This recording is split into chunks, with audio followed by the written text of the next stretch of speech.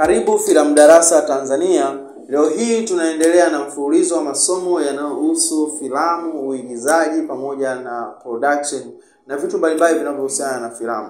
Na katika kipindi kilichopita tuliweza kujifunza kuhusiana na development ambayo inapatikana katika utengenezaji wa filamu. Tukasema kwamba development ni hatua ya kwanza katika hatua za utengenezaji wa filamu. Leo hii tunakwenda kuangalia kipengele kingine ambacho kinaitwa pre-production. Pre-production ni hatua ya pili katika utengenezaji wa filamu. Pre-production ni nini? Pre-production hii tunaweza tukaita kama pre-meeting before shooting. Pre-meeting before shooting. Hii ni pre-production. Pre-production inatupa sign ya kwamba nini tunacho, nini hatuna, tufanyaje ili tuweze kuweza kushuti filamu. Hii ndio pre-production. Kwa sababu kwenye pre-production kuna vipengele ambavyo tunavipata kwa ajili ya kuweza kufanya sinema husika. Ambavyo vipengele hivi ambavyo tunavipata ni kwa mfano kama kipengele cha kwanza tunaita location scout. Location scout lazima ifanyike kwenye pre-production. Kwa sababu tuliona kule kwenye development kwamba kuna sehemu ambayo tukasema kwamba hii sehemu inaitwa kukusanya timu ya utengenezaji filamu. Ambao timu ya utengenezaji filamu ambao crew of production, kuna sehemu ambayo inahusiana na production location manager. Ambapo sasa tukishapata crew of production, maana yake kwamba sasa tukishatawanyika kutoka kwenye ile development, tukitawanyika kuna majukumu ambayo tutayapata kwenye ile development in filmmaking. Yale majukumu tukishapeana, tukitawanyika, tukija kukutana katika stage inayofuata ambayo ni pre-production. Sasa hapo sasa ndo nakuja mtu mwingine anakuja na hiki. Sasa kiwemo cha kwanza ambacho mtu anakuja nacho inawezekana ikawa ni location.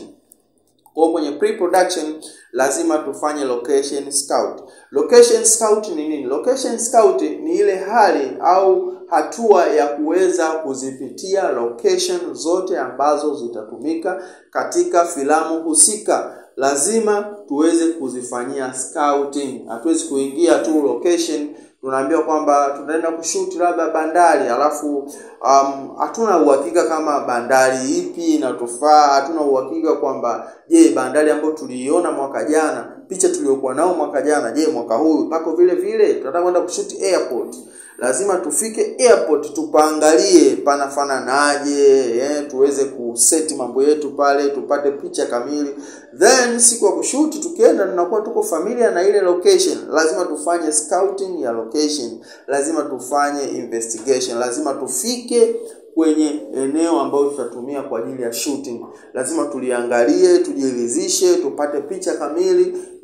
Lakini pia kitaalamu pia unakushauri kama unaweza ukaenda wewe kama location manager au mtu ambaye umepewa jukumu la kuweza kutafuta location, unapofanyia hiyo scouting ya hilo eneo husika, tumia picha kupiga hilo eneo, jaribu kushuti clip fupi kupitia hilo eneo ili utakupeleka kwa director aweze kupata picha kamili ya eneo husika linafananaje kama atakuwa hajafika eneo la location. Kwa hiyo hii ni hatua muhimu sana ambayo katika pre-production inatakiwa iweze kuzingatiwa zaidi, kwa sababu watu wengi sana, wewe ni shahidi, mmekuwa mkiingia location kwenda kushuti, lakini hiyo location hamkuwahi kuiona wala mjui. Mnafika pale na sometimes ndo mnaanza kuomba kushuti. Hiyo ni unprofessional. Ili uweze kuwa professional lazima ujipange mapema zaidi ili uweze kufanya kitu ambacho ni kizuri na chenye tija zaidi. Kwa hiyo location scout ni jambo la muhimu sana katika kulizingatia katika utengenezaji wa filamu. Hatua ya pili hii inaitwa shot arrangement. Hii sasa ni hatua muhimu na ni nzuri zaidi katika pre-production. Wanapokaa katika pre-production, wanapokaa crew of production, wanapokaa na director, script tayari imeshakuja mezani, crew nzima wameshaelezwa script iko vipi, inasemaje, inataka nini, aina gani za picha hapo zinatakiwa, scene fulani, shot zitakuwaje, tuna arrange vipi, hapo tutapiga shot gani hapa hivi, kwa sababu tayari mshafanya scouting ya location. Kwa hiyo hata shots zile zitakuwa tayari zinakuwa zimeshapangiliwa vizuri. Kwa hiyo hii ni hatua nzuri ya kuweza kupanga zile shot tutakazozitumia. Kwa nini wanasema shot arrangement ni muhimu kuweza kuzipanga mapema? Hizi pia zinasaidia sana katika kufanya shooting ukiwa on set. Ukiwa na shot arrangement inakusaidia kuweza kufanya kwa uharaka unapoingia on set pasipo kubabaika, kwa sababu inakuwa kila kitu kimeshakuwa arranged. Kwa ukifika pale unajua kamera number 1 itakuwa inapiga shot hii, kamera number 2 shot hii, kamera number 3 shot hii, kamera number 4 shot hii. Kwa hiyo zikigeuka hii itapiga shot hii, itapiga shot hii, itapiga shot hii. Tukimaliza tumemaliza. Kwa hiyo hakuna kurudia, hakuna kuchelewesha muda, hakuna kudelay kwa namna yoyote ile, kwa sababu tayari shot arrangement zipo katika order na zipo zimepangiliwa na director anajua hilo na timu ya production yote inajua hilo. Set arrangement ni kitu cha msingi na cha muhimu sana. Hiyo ni hatua ya pili katika pre-production, katika set arrangement. Na hatua ya tatu katika pre-production, tunasema sasa hii hatua tayari timu imeshakaa, tayari imeshaangalia script, tayari wamesha set zile shot arrangement. Kwa hiyo kinachofuatia hapo sasa tunaita collection of equipment. Kukusanya vile vifaa ambavyo vitakuwa vinasaidia kuweza kushuti filamu husika. Hapo sasa lazima muweze kujua kwamba kwa sinema hii lazima tutumie kamera ya aina gani, tutumie lenzi za aina gani, tutumie tripod stand ya aina gani, tutumie gimbal au tutumie kitu gani. Umeona? Kuna haja ya kuwa na drone au tuna haja ya kuwa na gimbal au tuna haja ya kuwa na whatever. Kwa katika kila kitu hapo sasa ndipo mnakubaliana na mnaanza kuvikusanya sasa vile vifaa kwamba kifaa hiki kitahitajika, utahitajika hiki, itahitajika reflector, itahitajika diffuser, itahitajika na kadhalika. Mnaanza kucollect vile vifaa sasa kwa ajili ya kuweza kufanya shooting. Lakini ukiwa umeingia on set, alafu unafika on set unagundua kwamba una boom. Afu boom ukiangalia kwenye timu yenu haipo, mnaanza kupiga simu, boom inatoka Gongo la Mboto, alafu mnashuti Mikocheni. Unaangalia hapo jinsi mnaweza kudelay na kuweza kuharibu kazi. Kwa hiyo hivi vitu vinatakiwa vifanyike mapema zaidi. Mna correct vifaa vyote sehemu moja. Alafu mnajua kabisa mkiingia on set tunatakiwa tuwe na kifaa hiki, tuwe na kifaa hiki ili kuweza kuondoa ile delaying ya kuweza kuchelewesha na kuweza kuharibu kazi. Hiyo ni hatua ambayo inajitegemea kabisa. Hatua nyingine ambayo inajitegemea katika utengenezaji wa filamu, kuna hatua inaitwa table reading, film script table reading. Table reading ni hatua muhimu sana ambayo inatakiwa ifanyike mapema kwenye pre-production. Hii ni hatua ya 4. Lazima kuwe na table reading.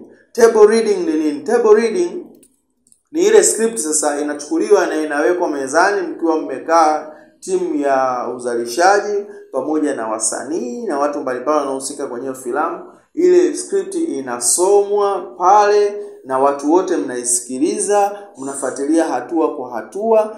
Then baada ya hapo mnaweza mkafanya marekebisho na kila characters anayepewa ile script hapo anapata nafasi ya yeye sasa kusoma ili kuweza kuwa yeye. Yaani ile script aisome aweze kufanyika yeye, asionekane anasoma script, aonekane anazungumza script. Table reading ni hatua muhimu sana kwenye utayarishaji wa filamu. Table reading ni hatua muhimu, nasisitiza. Table reading ni hatua muhimu sana kwa msanii ili kuweza kuportray kile ambacho kimeandikwa na mwandishi kwenye script. Ni kosa kubwa sana kuonekana msanii anasoma script on set kuliko kuzungumza script on set. Ni bora akazungumza script on set kuliko kusoma script. Kwa lazima aweze kufanya drilling, aweze kufanya blocking mapema ili iweze kuwa nzuri zaidi sinema ambayo itakwenda kurekodiwa on set. Okay, naona hapo unaweza kujiuliza drilling ni nini? Drilling ni ile hali ya kuweza kucapture kile kitu ambacho kimeandikwa kwenye script na mwandishi, kukiingiza katika maisha yako na kuweza kukizungumza kama vile ni maneno yako. Kwa mfano kama hapa ninapozungumza, sizungumzi kama vile mtu ambaye nimekariri au nimesoma au nakariri kitu fulani, nazungumza kama vile maneno yanatoka ndani yangu. Kitu kama kwamba kitu umekijua, umekielewa, sasa unakizungumza. Hiyo sasa hiyo process ya kuweza kufanya hicho kitu tunaita drilling. Lakini sasa kwenye drilling kuna kitu kinaongezeka kingine kinaitwa blocking. Blocking ni nini? Blocking ni ile hali ambayo msanii anakuwa anaweza kujitambua kwamba mimi nitazungumza kutoka katika script yangu kutoka katika eneo fulani mpaka eneo fulani, then nikifika eneo fulani mtu fulani atanipokea, atazungumza mpaka eneo fulani na mimi nitaingia sehemu fulani. Kwa hiyo lazima uweze kujua zile block zako, wewe unaenda wapi hadi wapi na huyu anaingia wapi hadi wapi. Pasipo kujua hivyo, ndugu yangu, itakuwa ni shida na kero kubwa. Unaingia location kushuti, huyu anaongea hajamaliza ushadakia, huyu amejibu ushaamkia, huyu hajaitikia ushaendelea na jambo lingine. Kwa sababu gani? Hamkuweza kufanya blocking mkiwa katika table reading. Kwa hiyo ni jambo la msingi sana. Kwa table reading inakusaidia kuweza kufanya drilling and blocking. Na hatua ya mwisho ambayo ni ya 5 inapatikana katika pre-production. Hii tunaita artist rehearsal, tunaita pia camera rehearsal, tunaita sound rehearsal. Hii ni kitu muhimu sana kwenye kufanya. Sasa tunaona sasa watu wakiwa wanafanya yale mazoezi ya kuweza kuielewa script na kuweza kuelewa mazingira ya hiyo scene husika na hiyo story husika, lazima waweze kufanya rehearsal. Rehearsal inakusaidia kuweza kutengeneza mazingira ya kuweza kuelewa na kukiamini na kukiweka moyoni mwako kile ambacho unakwenda kukifanya. Lazima ufanye rehearsal ya camera test, ufanye rehearsal ya equipment test ya sound na kadhalika, ili unapoingia location isije ikakusurprise. Unafika kule kamera ulitegemea itakupa picha hii, kumbe inakupa picha nyingine, na ukienda kutafuta kamera nyingine inakuwa wasting of time.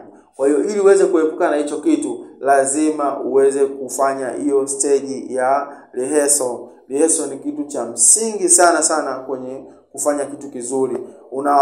Wasanii unawapangia, wanafanya rehearsal ya scene kadhaa, unazipitia, unatoa marekebisho, mnapeana maoni. Lakini pia hiyo ni sehemu pia hata msanii naye pia kushauri kwamba director, script imeandikwa hivi na hivi na hivi, lakini mimi natamka hivi na hivi, kwa sababu nikitamka hivi najiona mimi, lakini nikitamka kama hivyo kwenye script naona kama nasoma. Wewe kama director una haki ya kuweza kumsikiliza na kuweza kuyapima mawazo yake. Kama yanafaa, mnaweza kurekebisha, kwa sababu hapo ndio sehemu ya kuweza kutengeneza kitu kizuri zaidi.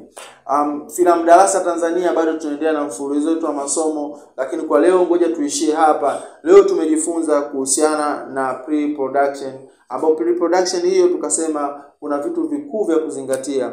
Kuna location scout, kuzitembelea location kwa ajili ya kuweza kujua ni locations zinafananaje na kadhalika. Tukasema pia kuna kitu kingine, tukasema hii ni shot arrangement. Lazima kuwe na mpangilio wa shot katika sinema tunaenda kuishoot. Lazima tujue tutatumia shot zipi na shot zipi ili kuweza kuokoa muda tu hapo on set. Alafu hatua nyingine ya 3 tukasema kukusanya vifaa ambavyo vitasaidia katika kurekodi sinema husika. Hiyo ni ya 3. Alafu ya 4 tukasema kwamba lazima kuwe na table reading. Table reading inasaidia sana katika kufanya blocking and drilling. Na hatua ya 5 tukasema hiki ni kipindi cha kufanya rehearsal. Rehearsal ni kitu cha msingi sana katika utengenezaji wa filamu. Hadi kipindi kijacho, ulikuwa nami Steven Mapunda Film katika kipindi cha Filamu Darasa, na hadi wakati ujao, like, comment, subscribe, alika wengine, watu mbalimbali, copy linki, share na watu mbalimbali. Alafu andika maswali hapo chini yanayohusiana na filamu, nami nikija ninaweza nikakusaidia kwa majibu mbalimbali yanayohusiana na filamu. Filamu Darasa Tanzania tumewasha.